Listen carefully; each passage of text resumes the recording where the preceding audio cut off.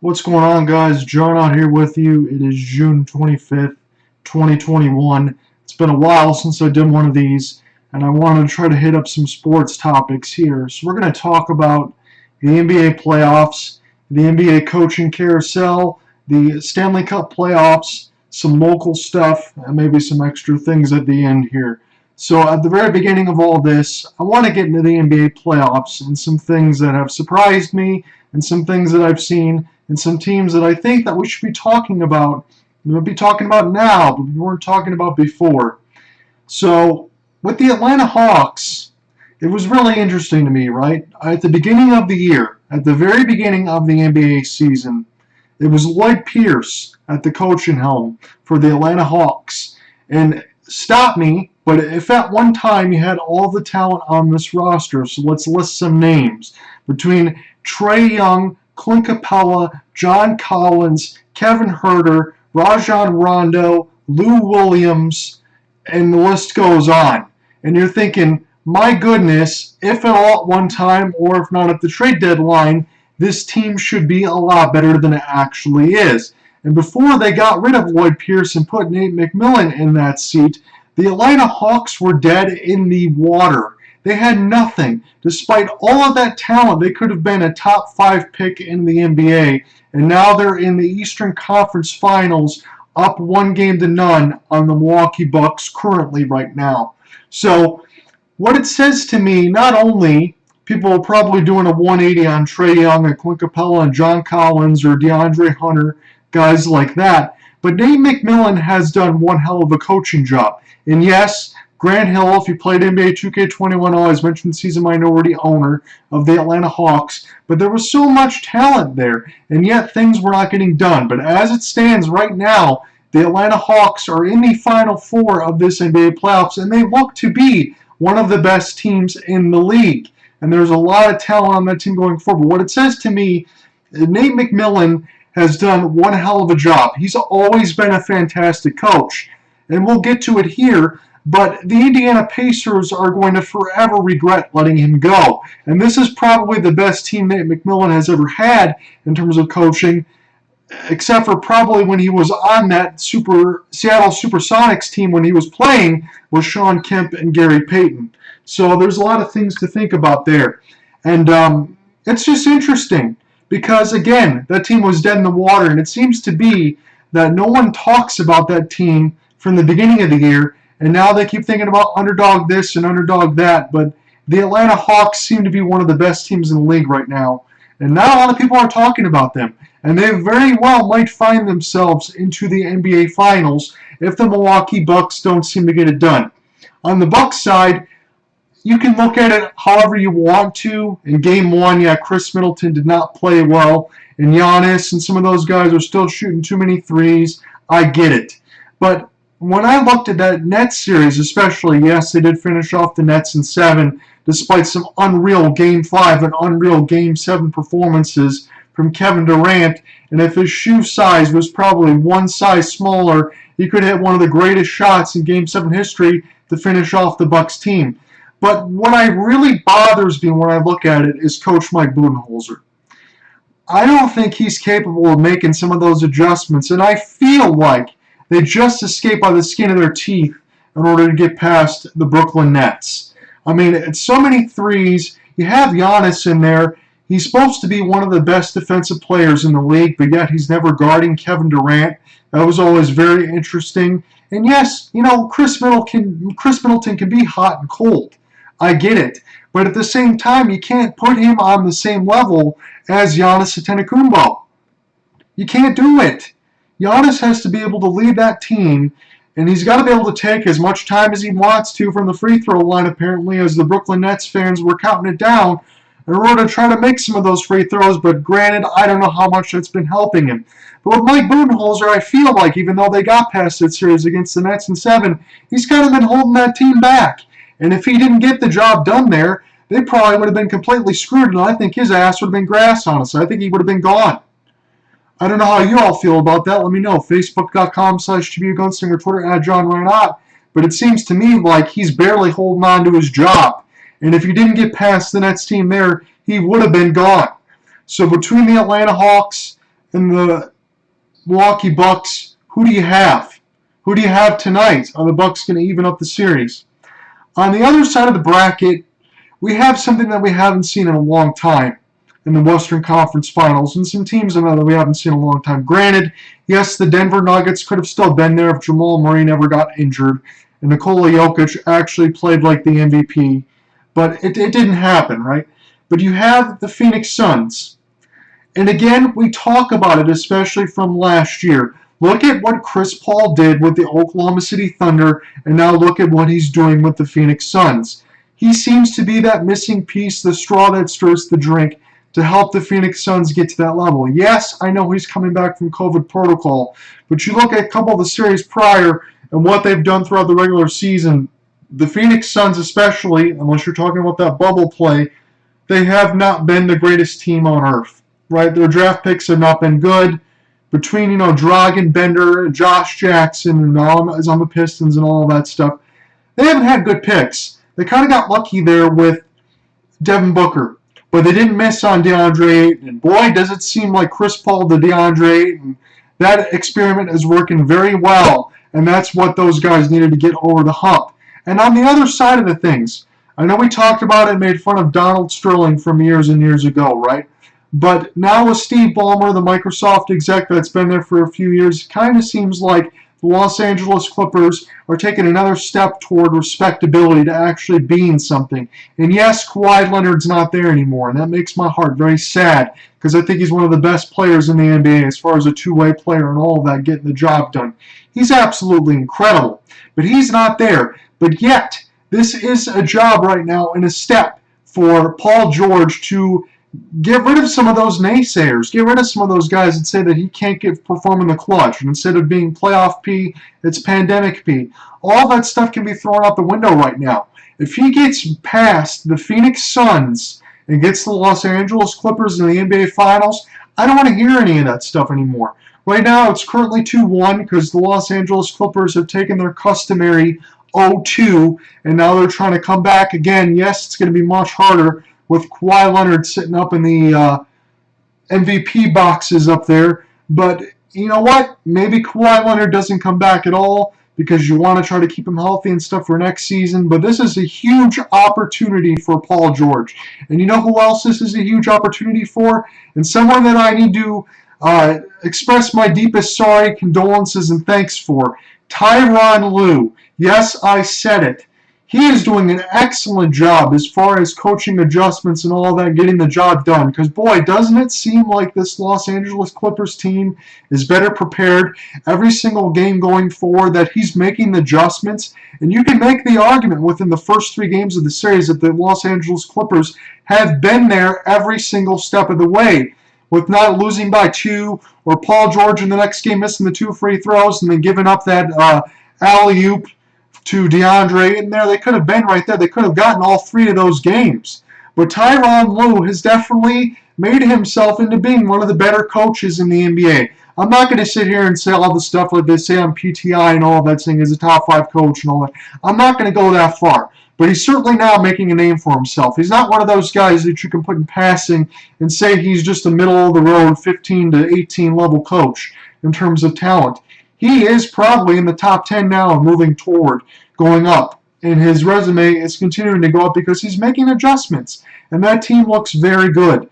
Honestly, I talked about it especially locally here when you had Reggie Jackson and you had Blake Griffin, especially before that. Reggie Jackson, now he seems to be doing what he's supposed to be doing when he was on the Pistons, now with the Clippers. Not necessarily running the greatest of point guard, but making the open shot when it's given to him and getting the job done and not being afraid to take it inside and get in the lane.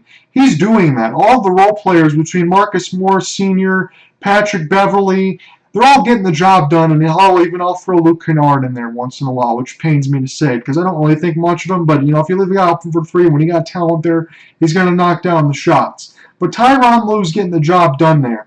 So between the Phoenix Suns and the Los Angeles Clippers, who do you got with the Suns being up 2-1, and who do you got with the Atlanta Hawks and Bucks with the Hawks being up 1-0 right now? Who's going to the NBA Finals? Because if you're like me and you're just an NBA fan, look, I know you can say I'm full of shit, as far as, I don't care about it, and I'm not as excited when the San Antonio Spurs, Miami Heat, Cleveland Cavaliers, or the Golden State Warriors are in the NBA Finals. Fine. You can choose not to believe me or not, but as a normal NBA fan and as a normal NHL fan, which we'll get into that topic a little bit too, I'm happy to see just these teams, the Hawks, the Bucks, the Suns, and the Clippers, with a shot to go into the NBA Finals and get the job done. Because you know what it is? It's just normal teams. It's normal basketball. It's watching the guys shoot the three, play some defense, and there's not a whole shit ton of superstars on the court all at once. It's just good teams playing good basketball, and that's what I like to see right now. And that's what's certainly catching my eye. But what do you think? Facebook.com/TrubuneGunslinger, Twitter @JohnWhiteOff. As always, there's this coaching carousel right now going in the NBA. And it really bothers me, and maybe for some of you it won't, and maybe for some of you fans you're going to get triggered, especially the Dallas fans here, but I really have to get into this. What the F is going on in Dallas? All right, you have the Dallas Mavericks. I know they moved up a couple of years ago to get Luka Doncic. They have a superstar talent in Luka Doncic. That can't be argued anymore. But what I'm talking about is the coaching carousel. So I should have made a video about this earlier, and I apologize for not doing that because I've been going through some shit personal in my life. And sometimes it's hard to get through all of that. But I'll digress and table that. So when we're talking about all this coaching stuff, you think about Rick Carlisle. And look, I understand between the Mavericks and last year and the Clippers again and losing the previous year, they were pretty close. If it wasn't for a Kristaps Porzingis ejection and some of those other things, the Mavericks could have got it done last year, and hell, they probably should have got it done this year. But I blame them for certain things. And it may be now coming from the instability and the coaching carousel is now getting rid of Donnie Nelson and Rick Carlisle. But I looked at it. Okay, again, I'm going to say this again. We have Luka Doncic. All this stuff is done in Dallas. You have your superstar. Fine. That's good. Kristaps Porzingis from a few years ago. Look, I understand why they made that move. And no, I'm not too thrilled about the fact that he spends way too much of his damn time on the perimeter casting threes. And look, I get it probably is because wholeheartedly they don't want him getting injured. And he needs to spend more time on the floor because, frankly, he's spending too much time on the sidelines. Fine. But when you have Tim Hardaway Jr., and you have Trey Burke, and you have some of these other guys, not just Michigan guys, but you have some of these other guys that are just wholeheartedly casting threes. And look, I understand the NBA is all about the three. I get it. But Dallas really needed to make a change as far as getting some of that defensive liability cleaned up. And I don't have all the numbers in front of me, and yes, I'm doing all this stuff without a script, but this team needs to make changes. And the way that they can start to make changes is by making coaching changes. I'm not going to blame them right now in the sense of getting rid of Rick Carlisle. Granted, if I would have made this video a few weeks ago, I would have told you, I think in the midst of while they were losing to the Clippers, they need to make a coaching change right now and fire Rick Carlisle. He's been there too long. Things are not getting done. The team as presently constituted will not ever get past into the Western Conference Finals. They won't even make it that far as they're constituted. I don't care how good Luka Doncic is. He's a quantified almost quadruple-double getting shit done. They wouldn't even win any of those games without him. But you have to be able to play defense in the NBA. Again, I understand it's all about three-pointers and things like that. And offense carries the state of the league right now, with the scores up into the 130s routinely. It seems like a 1970s basketball league. I understand that. But you have to be able to play defense at some point in your freaking life, and the Dallas Mavericks can't not do that. They can't do it. So you think about it in the sense of this. Coaching carousels. You had Nate McMillan on the Indiana Pacers. They fell apart. Now he goes to the Atlanta Hawks. Things are getting done. So what's the Indiana Pacers solution? Let's bring back Rick Carlisle when he had hair. But he doesn't have hair anymore. Do you guys realize it's like 20 years later? You're going to bring him back in there and try to get it done? Look, I understand the Pacers have a pretty decent team, but Rick Carlisle might not be the answer for that. Yes, it might bring the Indiana Pacers some coaching respectability, but it's still not going to level everything.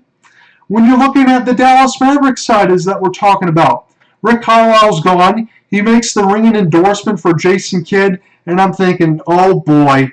Look, I understand the Dallas Mavericks just like the Detroit Pistons, and I made fun of them every single step of the way when they did this. You can't continue to keep everything in-house in the family.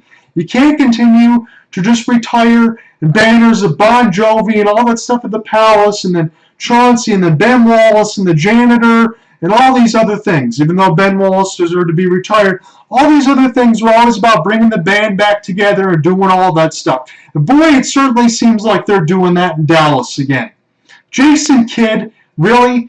Look, I understand he was a fantastic player. Him along with Dirk helped bring you an NBA championship.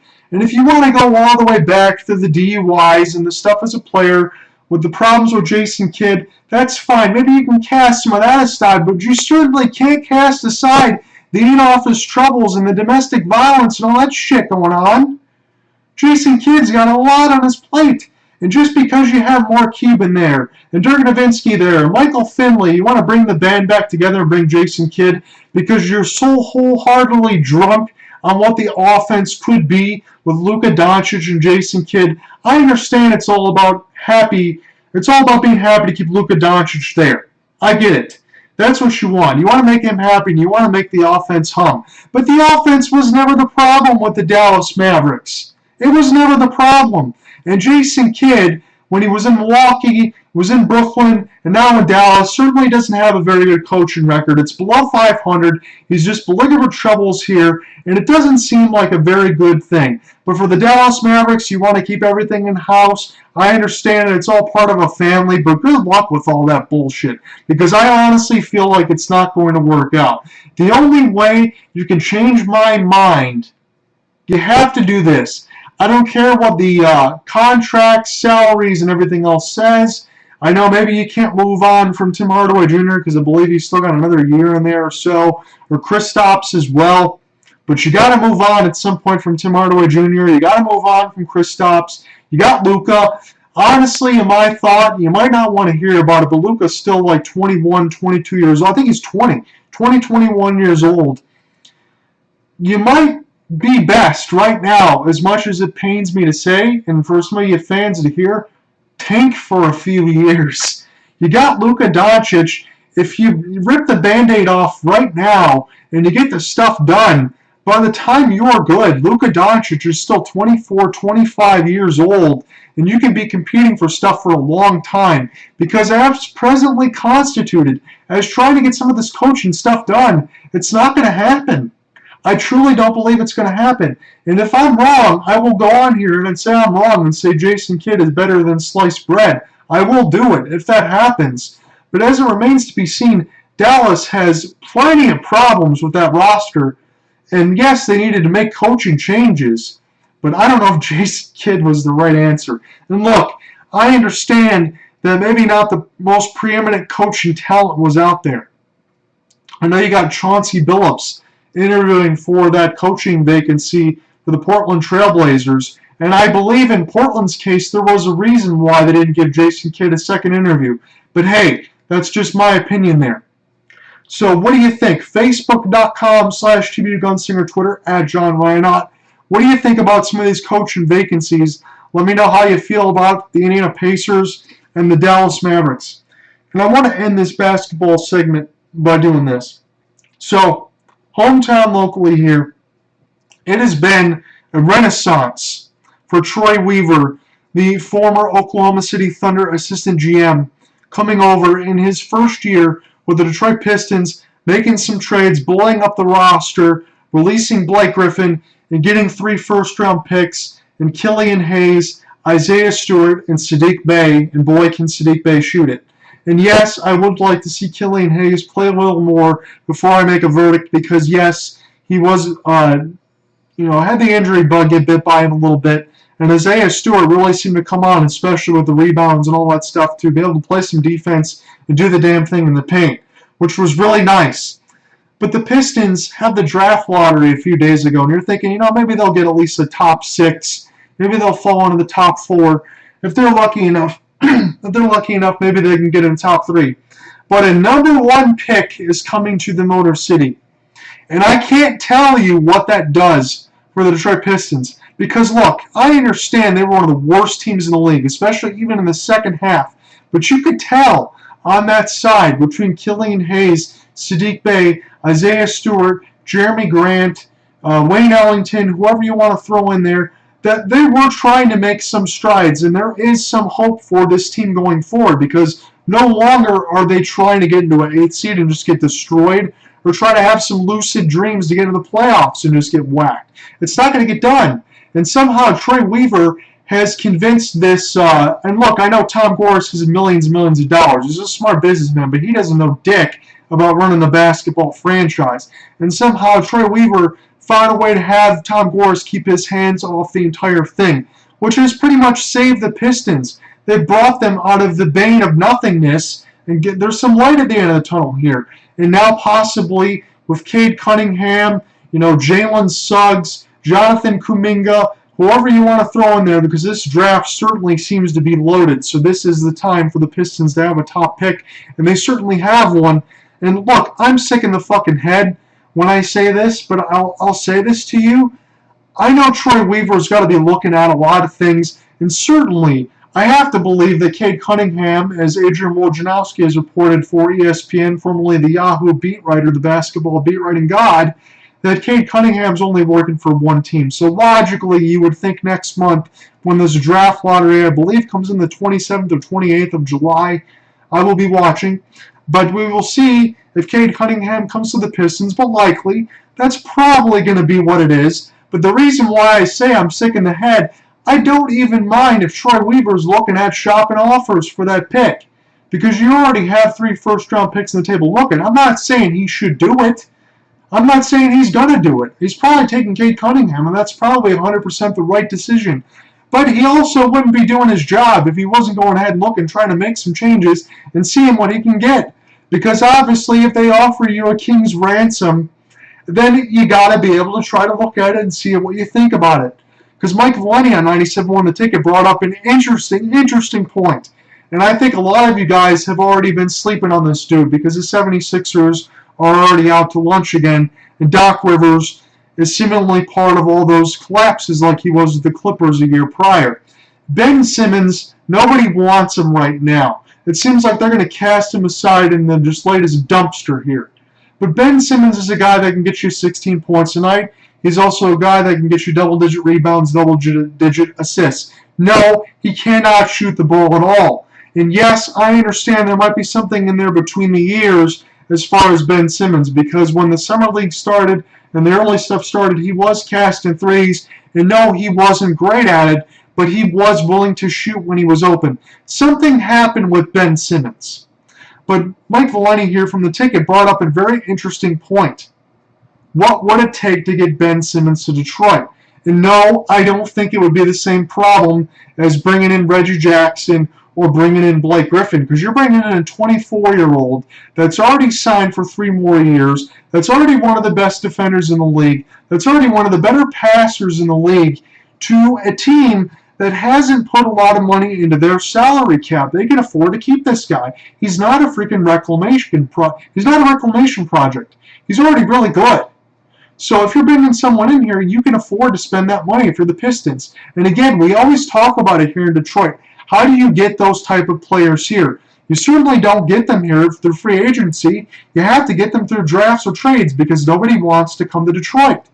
Wouldn't Ben Simmons be one of those guys that could certainly fit the mold? Look, I understand, again, you have to do some things as far as shooting. But you couldn't honestly tell me and look me in the eye and tell me he couldn't work as an NBA 5. He's already played as an NBA 4 as a power forward. You certainly wouldn't think that he could be devastating leading the break as a center, getting down the lane, getting some rebounds and blocking shots. It's certainly something to think about. If the asking price for Daryl Morey isn't that high for the Philadelphia 76ers, and you believe all that stuff, maybe that they're going to try to go ahead and give him some help, maybe you do. Maybe the 76ers hold on to him. But you got to think if you're the Pistons, I'm not saying you shop that first-round pick. I'm not even saying to get rid of Jeremy Grant. But if you're Troy Weaver, you certainly look at all those possibilities. And you certainly also think about the possibilities that you have of getting Cade Cunningham, getting 3 second-year players, and getting one number 1 top-tier pick to join those 3 second-year players, and knowing that you have a good thing going forward in Detroit. But if you want to expedite that process and make it a little faster, you might want to do some digging around the league and seeing what you can find, because not a lot of people are high right now on Ben Simmons, and maybe, just maybe, that's a possibility.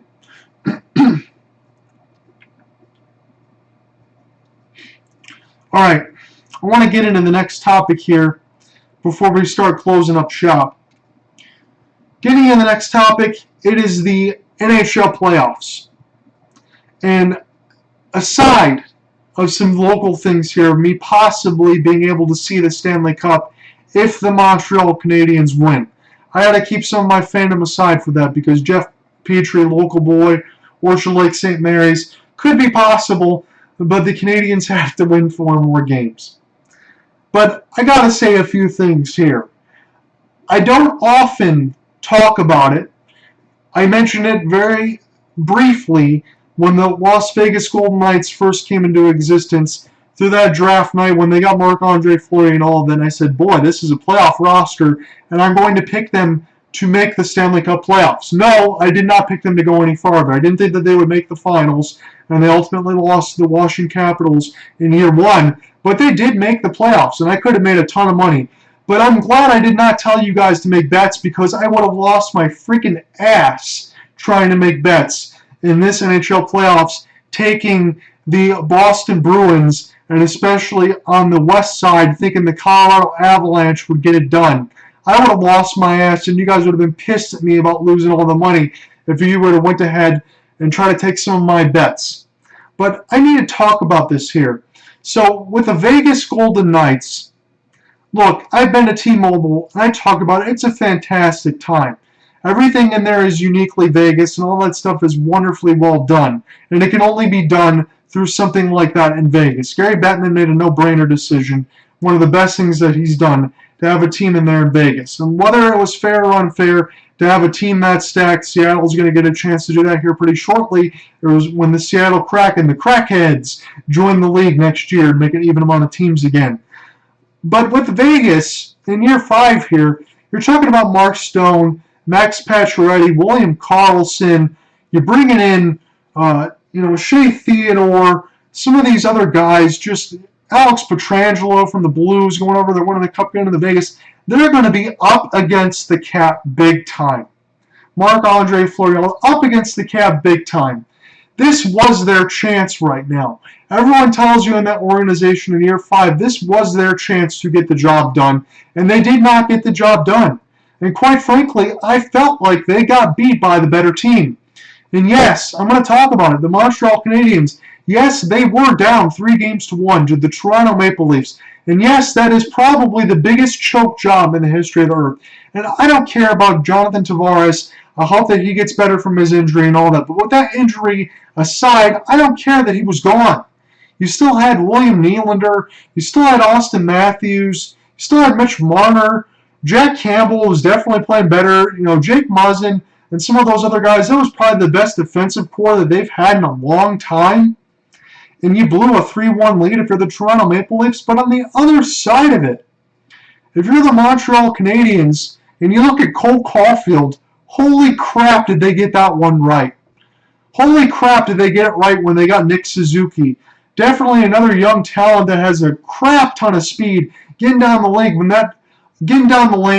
that one pass that he made the other night, in there just off the boards, Cole Caulfield to himself, sniping short side, absolutely incredible. Looking at that team, look, I understand you got Shea Weber, you have Jeff Petrie, you have some of the defensive top-heavy players. Joel Edmondson pretty much saved a goal last night for the Canadiens as well. You brought in veterans Corey Perry, Eric Stahl. You wonder what they had left.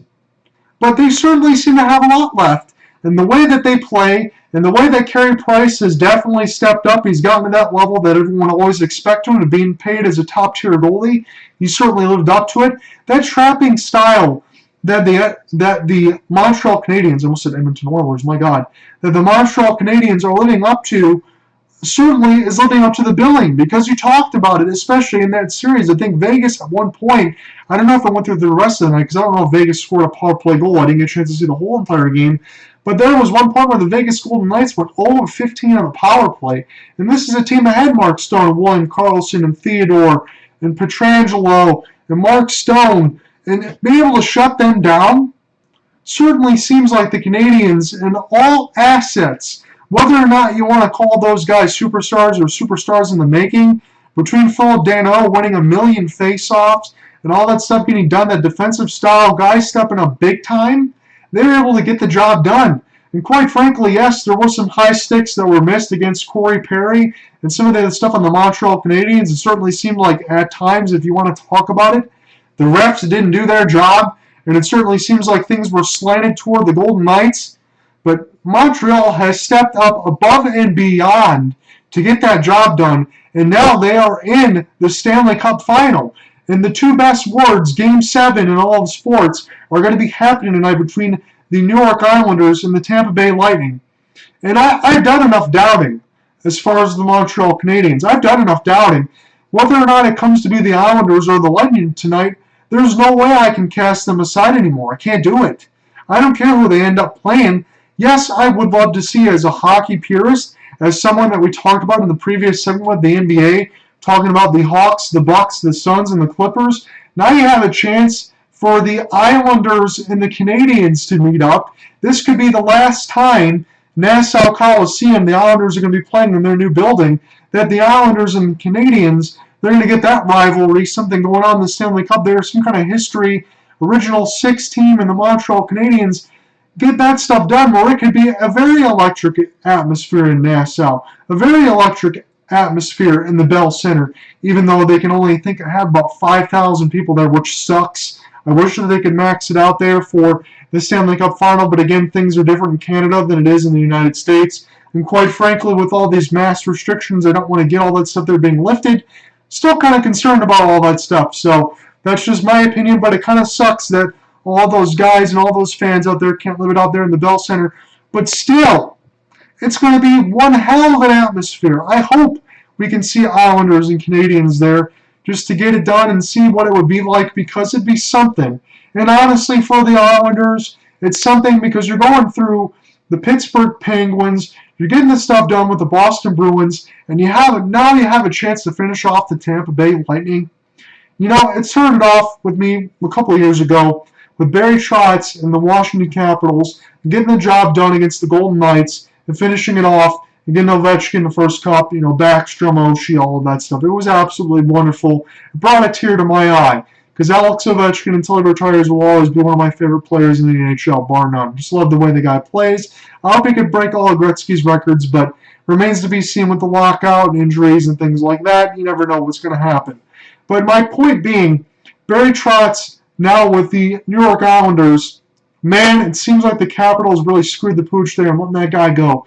Because Barry Trotz has a chance again, if he can win Game 7, to get that job done there with the Islanders to go up against the Canadiens.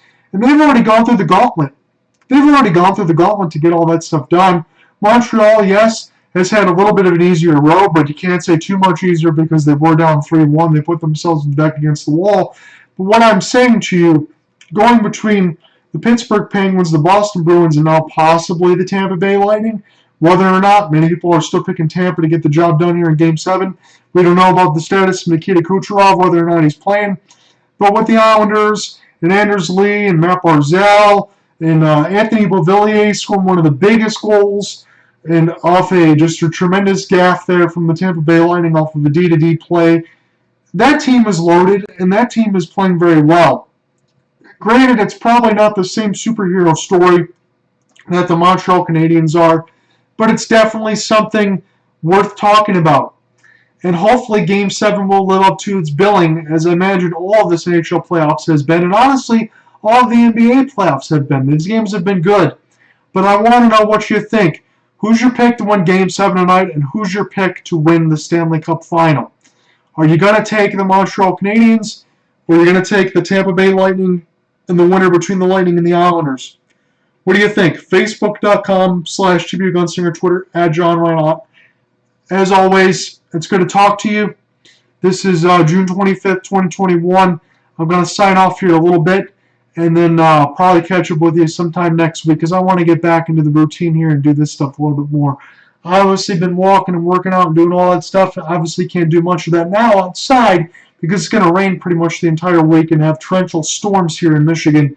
But we'll try to keep all that stuff outside. But thank God for the extras and equipment downstairs is to keep everything normal and keep myself sane as we're getting through all this COVID stuff and the restrictions are finally been lifted. I've had some personal things go on between me and relationship and all that stuff wise. I can't sit and talk about all that stuff wholeheartedly with you, but just know it wasn't my fault. I know a lot of guys will say it's not their fault, but it truly wasn't my fault. I've had to go through a lot of crap within the recent couple of months, and it's been pretty damn stressful.